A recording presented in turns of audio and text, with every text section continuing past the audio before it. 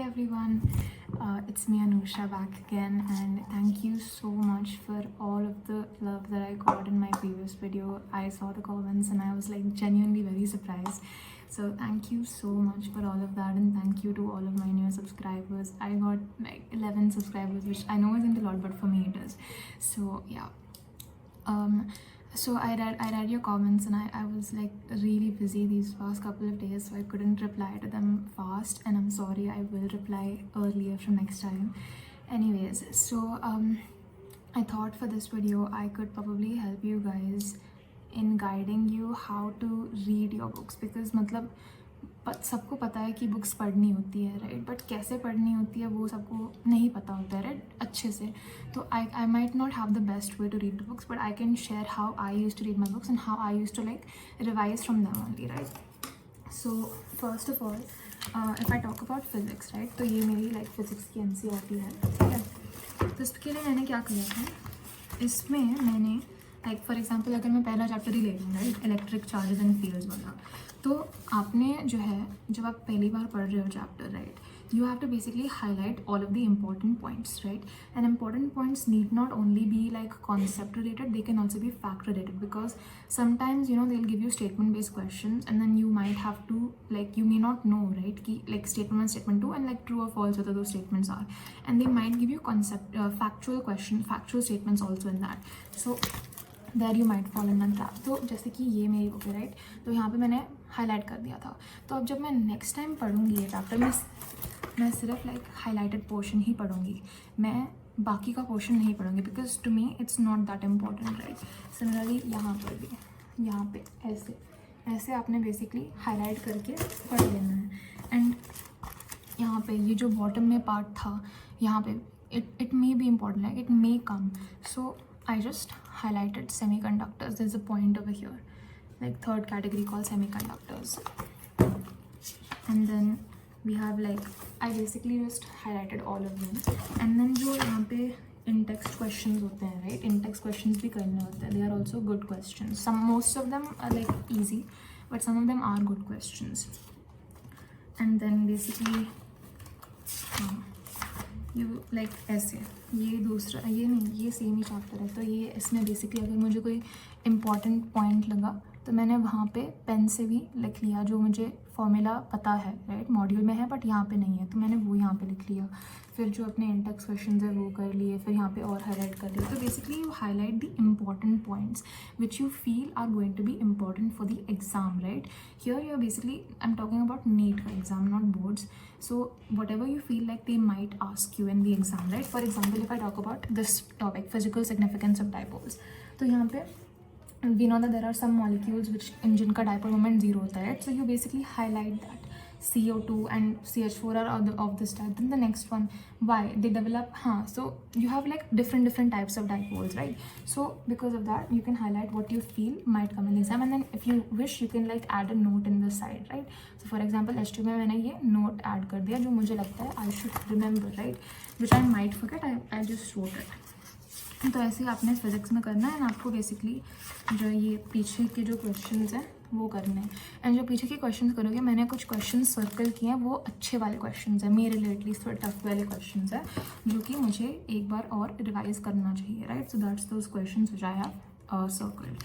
So that's the whole theory for physics, and it also differs from like chapter to chapter, because some chapters there's a lot of theory, some chapters there's less theory. So for example, if I talk about that chapter which was like क्या था वो chapter जिसमें बहुत सारे वो थे, EM waves में basically आपको थ्योरी होती है थोड़ी बहुत, आपको मतलब रट्टा मारना होता है. जैसे ये टेबल है, मतलब वो जो डिफरेंट इलेक्ट्रोमैग्नेटिक स्पेक्ट्रम के जो डिफरेंट कंपोनेंट्स है, राइट, तो उसके बारे में आपको थोड़ी बहुत थ्योरी रटनी होगी कि वो आ सकता है एग्जाम में, राइट, एंड टेस्ट में तो आ ही सकता है. तो इट्स लाइक दिस कि आपने मतलब थ्योरी देखो यहाँ पे. I think this was some question that I got in a test which I didn't know that time, so now I wrote it over here. So if you're getting something wrong, or if you feel like you're gonna forget it soon, you can make a note of it in the side of the text, so that it helps you when you like revise later, right.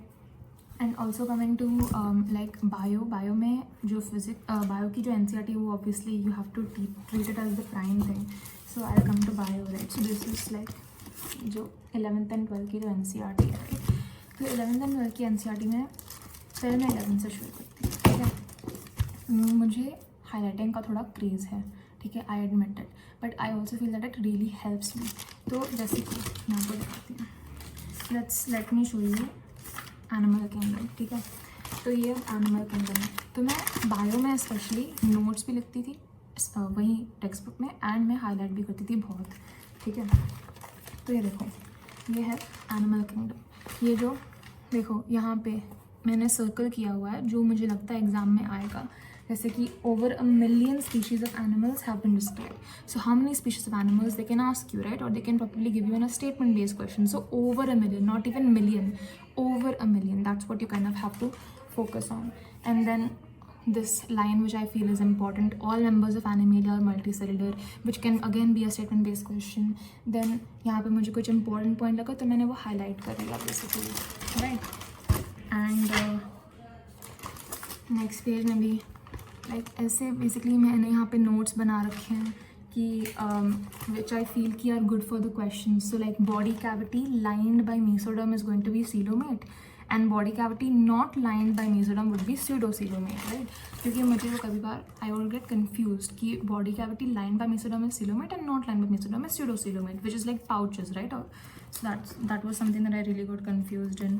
And if I am starting with the phylums, so if I would find any like choanocytes है यहाँ पे, right, तो ये फ्लैचुलेटेड है। तो मैंने specifically यहाँ पे नोट बना रखा है क्योंकि काफ़ी बार आ चुका है मेरे टेस्ट्स में।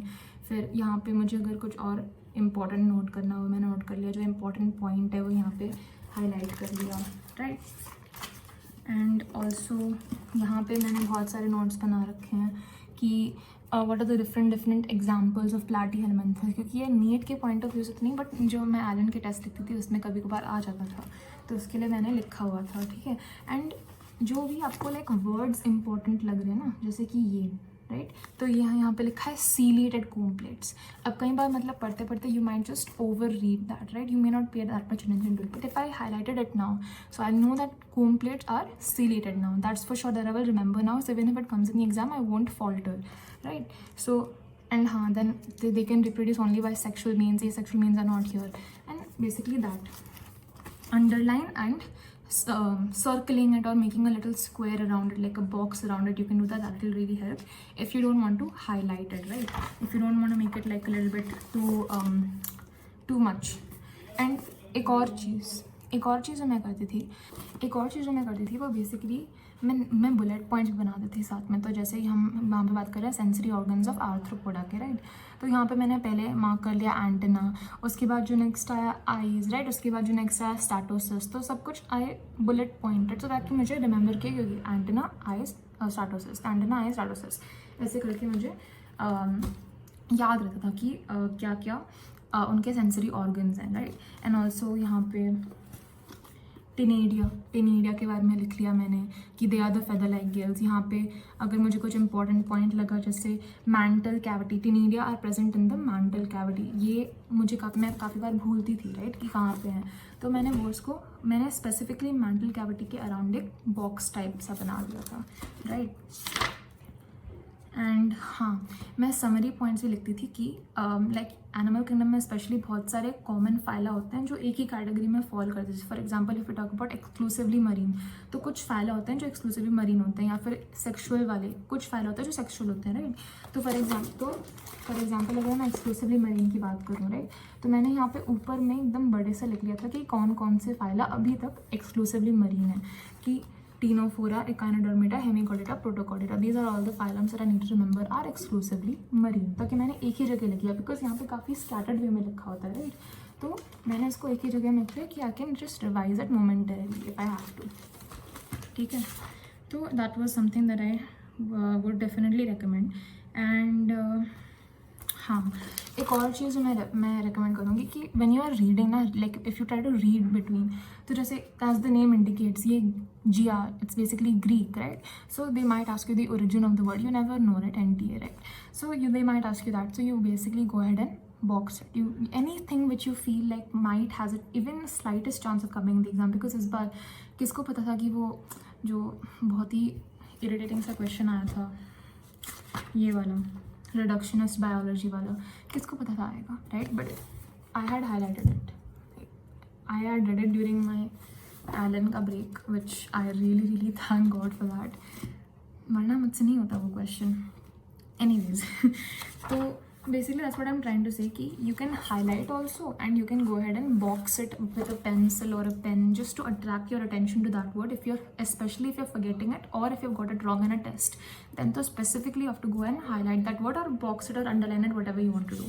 That was something that I really gonna recommend. And also one very important thing, read the summary of every chapter, no matter how much you hate it. Even I hated it, like why should I read the summary when I've read the whole chapter? But please read the summary, it really helps. जैसे कि for example यहाँ पे animal kingdom की जो summary में यहाँ पे लिखा है कि जो मोस्ट प्रिमिटिव कॉर्डेट्स हैं वो है साइक्लोस्टोमाटा, बट टेक्स्ट बुक में नहीं लिखा है, राइट? टेक्स्ट में नहीं लिखा है, बट समरी में लिखा है. So they can ask you that, right? Why not? And then यहाँ पे ये I don't know if it's correct और नॉट, बट मॉलस्क्स के लिए लिखा है body is covered with exoskeleton, right? So that they might ask you in true or false statement based assertion using whatever they want to ask you, right? So that is something that you should definitely do. Read the summary of every chapter. It's going to take 5 minutes, hardly 5 minutes, but it will really help you. And you don't have to read the summary every time. You read the summary once, highlight whatever important points you find, and then just read the important points next time. That's it, right? तो वो था. And then morphology के लिए भी मैंने बहुत सारे यहाँ पे साइड नोट्स बना रखे हैं, एंड कुछ मतलब एलन के टेस्ट में आता था तो मैं लिख देती हूँ यहाँ पे, ठीक है? जैसे कि यहाँ पे मैंने अंडरलाइन भी किया है, हाईलाइट भी किया है, हाईलाइट भी किया है, ठीक है? तो या यू बेसिकली लाइक यहाँ पे भी ये वाला नीट के लिए रेलिवेंट नहीं है, ये एलन में आता था, but I would just right it down ताकि मुझे एलन के टेस्ट में मेरे गलत ना हो, राइट? एंड देन यहाँ पे जो भी आपको अंडरलाइन करना है हाईलाइट कर लो, अंडरलाइन करना है हाईलाइट कर, जो भी आपको इंपॉर्टेंट पॉइंट्स लगते हैं कि आपको लगता है कि आप या तो भूल जाते हो या फिर आप एग्ज़ाम में आने के बहुत ही हाई टेंडेंसी है, ठीक है? वो लिख लिया करो. जैसे कि फॉर एग्जाम्पल अगर मैं प्लेसेंटेशन की बात करूँ तो यहाँ पे placenta is axial for which one? The exile placentation, right?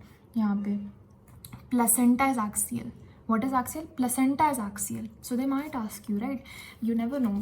In axial placentation, which of the following is axially placed? Placenta, ovary, blah blah blah, right? They can ask you that. क्यों नहीं? So you have to be ready for any kind of paper. That's basically how you are gonna be prepared for any type of paper, by being extremely over prepared, right? So it's kind of that I would really recommend. And what else? Families. And if you can get it, then definitely go for the older NCERT because they have the families over here, right? The new NCERT does not have the families. They only have Solanaceae, I think. Solanaceae. But this one has all the 3 families. And I know there are more now, Malvaceae and Asteraceae and the other one also, Poaceae, right? So that you have to study from like either YouTube or you can go ahead for your module. I studied the new families from my Allen module and also from like Ritu Ratewal ma'am on YouTube, but I found the Allen module a little bit more better in terms of like the description, but in the end it didn't come in the exam. So and जो Liliaceae में है, like for example अगर मुझे कुछ important point लगा, umbellate clusters, right? मतलब umbrella जैसे, what I understood, umbrella जैसे कि क्लस्टर्स बने रहते हैं अनियन में, लिलिएसी की फैमिली में, तो I basically went and highlighted that, तो which I feel is important, right? So I went and highlighted. एक और जो चीज़ मुझे यहाँ पे मिली थी कि फेबेसी में जो एंथर होता है वो डाइथेकस होता है, तो मैं इसको भी हाईलाइट कर लिया क्योंकि it's important, right? They can ask you. तो ऐसे basically have to go and highlight. If you guys want me to upload like the PDF of any one chapter, any 2 chapters of like what I highlighted and what I wrote, I can definitely share it with you. I don't mind. Okay. And then coming to like 12th वाली book, ये 12th वाली book है, right? तो मैं आपको दिखाती हूँ. मैंने कुछ ज़्यादा ही इसमें, ये फॉर एग्जांपल रिप्रोडक्टिव हेल्थ है, राइट? ये रिप्रोडक्टिव हेल्थ है, इसमें फैक्चुअल ज़्यादा है, मतलब आसान सा चैप्टर है, राइट? तो यहाँ पर जैसे कि मैंने यहाँ पे क्या किया है, ये जो पैरा है ये मतलब कह रहे हैं कि how do we identify a sexually मतलब रिप्रोडक्टिवली हेल्दी सोसाइटी. तो यहाँ पर मैंने जो भी यहाँ पर कहानी लिखी है मैंने उसको बुलेट पॉइंट्स में समराइज़ कर दिया था कि मुझे ये बहुत बोरिंग लगता था, तो मैंने बुलेट पॉइंट्स में समराइज़ कर दिया, तो मैं इसको यही पढ़ती थी, मैं ये पूरा नहीं पढ़ती थी, मैं सिर्फ ये पढ़ती थी, right. So it's like pretty convenient to read that. Then यहाँ पर भी यहाँ पर बोल रहे हैं आइडियल कॉन्ट्रासेप्टिव के बारे में, तो मैंने आइडियल कॉन्ट्रासेप्टिव का जो भी सारा पॉइंट्स है वो यहाँ पे लिख लिया है ताकि मैं एक बार में ही पढ़ लूँ, and it's much more efficient to like, so I would just read this because it's much more efficient to read it, right, in bullet points other than just going through theory every time and again. So that's what I did. Then also ये जो next वाला है ये कुछ ज़्यादा ही highlighted है, but it helped me like color code type से thing, right? So I would just go ahead and box it, highlight it, everything which is important, which I feel आ सकता है एग्जाम में, right? एंड यहाँ पर भी जैसे for example उन्होंने बात की है पिल्स के बारे में, या फिर आई थिंक ये पोस्ट कॉइटल कॉन्सेप्टिव्स के बारे में बात की है, तो यहाँ पर भी मैंने बुलेट पॉइंट्स लगाते थे कि what all can be used in that, right. Then यहाँ पर अगर मुझे कुछ इंपॉर्टेंट लगा तो मैंने यहाँ पर इसको सर्कल कर लिया था, ठीक है। अगर मुझे कुछ जो नोट्स बनाए थे साइड में मैंने यहीं बना लिए थे, क्योंकि मेरे बायो के कोई सेपरेटली नोट्स नहीं थे, मैं यही फॉलो करती थी, मैंने कोई सेपरेटली नोट्स नहीं बनाए except for inheritance and molecular वाला चैप्टर, क्योंकि आई फील उसमें काफ़ी सारे कॉन्सेप्ट्स है, तो you should be like you should have to go little bit and make your own notes in that, ठीक है। Other than that these are my notes, I never made any separate notes for bio, right, okay. And यहाँ पर भी जैसे उन्होंने वो act के बारे में बात की है जहाँ पे वो like whether you can abort the child और नॉट, राइट। सो यहाँ पर कौन से ईयर में था, 1 प्रैक्टिशनर या 2 प्रैक्टिशनर्स क्या, राइट। एंड ऑल्सो ये 45 to 50 मिलियन, एंड देन यहाँ पे क्या था ये, हाँ, कब लीगलाइज किया, राइट। तो ऐसे बेसिकली आपको यूज़ करना है। एंड यहाँ पर ऊपर मैंने नोट्स बनाने थे कि does ovulation happen even after you get sterilized, does menstruation happen when you ejaculate, the sperm does not come out, only the semen comes out, right. That's what basically what I wrote. And यहाँ पर again यहाँ पर उन्होंने काफ़ी सारे disease के बारे में बात की थी, तो मैंने डिजीज़ का नोट्स बना रहे थे यहाँ पर कि कौन से कॉजल ऑर्गेनिज्म से होता है। एंड यहाँ पर काफ़ी सारे बुलेट पॉइंट्स है कि क्या क्या सिम्टम्स हैं यहाँ पे, राइट, कि अगर आपने बहुत लेट में ट्रीटमेंट करा तो काफ़ी कॉम्प्लिकेशंस हो सकती हैं, तो ये कौन से कॉम्प्लिकेशंस हैं उनको बुलेट पॉइंट्स में लिख लिया ताकि ज़्यादा ईजी हो रिमेंबर करने में। That's what basically I would do for bio. And then yeah, so this is like even for evolution, तो यहाँ पर this is like the Hardy-Weinberg equilibrium. So what are all the factors affecting the Hardy-Weinberg equilibrium? तो ये factors मैंने जो है bullet points में side में लिख लिया ताकि it's more efficient and easier to read and quicker basically, right. So that's what I did. And then ये काफ़ी इंपॉर्टेंट है, मुझे तो काफ़ी डिफिकल्टी होती थी लेकिन फाइनली हो गया था, राइट। एंड यहाँ पर भी जो एवोल्यूशन ऑफ मैन का है, राइट, यहाँ पे मैंने ये हर एक वो मैन का जो है फर्स्ट लेटर लिख लिया था, एंड देन उसके बारे में कुछ कैरेक्टरिस्टिक्स लिख लिया, सिंपल, राइट। तो बेसिकली आपको वही करना है कि आपने अपनी एनसीईआरटी को ही अपना नोटबुक बना के रखना है, क्योंकि then only you will have the habit of reading NCERT frequently, right, because you want to basically be more familiar with your notes also and also the text at the same time, which is going to help basically assimilate both of them together in your brain, which will help you recall much faster. So that's what I did for bio. If you want any PDF of any chapter, I can definitely share it with you, no issues, right. And coming to chemistry, this is a very old chemistry book, and this is basically for inorganic and organic, right. तो जैसे कि यहाँ पे इसमें मैंने खुद ज़्यादा highlight नहीं किया था क्योंकि वो मॉड्यूल में ऑलरेडी हाईलाइट, मतलब मॉड्यूल में मैं बेसिकली मॉड्यूल से ही पढ़ती थी जो भी ऑर्गेनिक केमिस्ट्री, क्योंकि मुझे लगता था वहाँ पे ज़्यादा बेटर इन्फॉर्मेशन उसको प्रेजेंट किया गया है, क्योंकि यहाँ पर काफ़ी मुझे नहीं लगता था कि अच्छा प्रेजेंटेशन है यहाँ पे, मुझे ज़्यादा अच्छे से अंडरस्टैंड नहीं होता था, बट मॉड्यूल में आई फेल्ट कि वहाँ पे ज़्यादा बेटर प्रेजेंटेड है।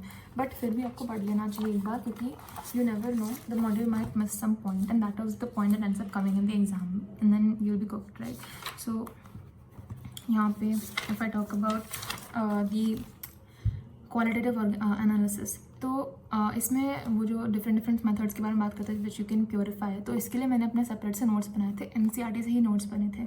मैंने एनसीईआरटी के हर एक लाइन को पढ़ा था, जो मुझे लगा था इंपॉर्टेंट है मैंने उसको लिख लिया था। एंड लिखने का यही फ़ायदा रहता है कि you remember when you right, right, it's beneficial. तो मतलब केमिस्ट्री में मैंने कुछ खास फॉलो नहीं किया था in terms of like writing, same he rules apply करते थे विद जो बायो एंड फिजिक्स के लिए हैं, बट जो कुछ इंपॉर्टेंट पॉइंट्स होते हैं, right. So for example arenes are characterised by electrophilic substitution reaction, ये मैंने हाईलाइट कर लिया। Then fuming sulphuric acid is oleum, ये तो खैर ठीक है। And then reduction of phenol, ये मैंने यहाँ पे स्टार लगा दिया था क्योंकि मुझे लगा ये इंपॉर्टेंट है, राइट। एंड देन यहाँ पे सिग्मा कॉम्प्लेक्स और arenium ion, I thought they can ask you what is sigma complex also known as, right. So it is a very probable question that they may ask. So in terms of that, I would just go ahead and highlight it.